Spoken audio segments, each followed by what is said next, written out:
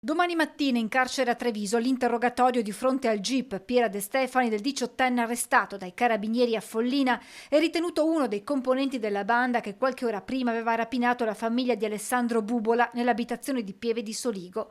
Nei pantaloni del ragazzo recuperata parte della refurtiva, 14.000 euro, sottratta dalla cassaforte. Nell'auto trovato invece un coltello da cucina.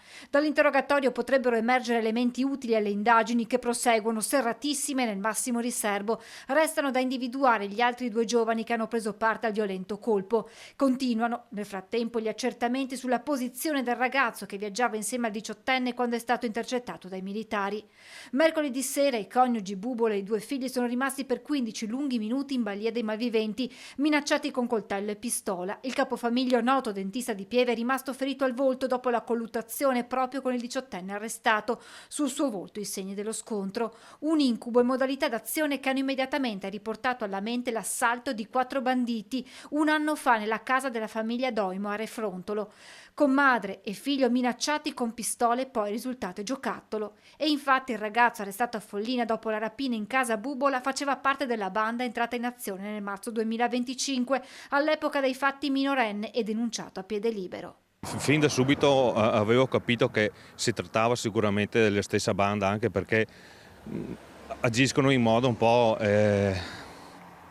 senza grandi preparazioni, insomma, allora da là si capisce che da poco distante dovrebbero essere stati questi criminali. Andrea della Coletta, vicino di casa dei Doimo e consigliere comunale a Refrontolo, ricorda bene lo shock per quanto accaduto nel marzo di un anno fa, quello stesso sconcerto che ora avvolge Pieve di Soligo. A questo si aggiunge l'ulteriore dettaglio del collegamento tra le due rapine alla famiglia Doimo in casa Bubola. Da Refrontolo a Farra, paese d'origine di Alessandro Bubola, a Treviso, i sindaci esprimono la loro vicinanza e solidarietà alla famiglia del dentista di Pieve di Soligo, ringraziano le forze dell'ordine per il lavoro svolto, ma non nascondono la loro indignazione.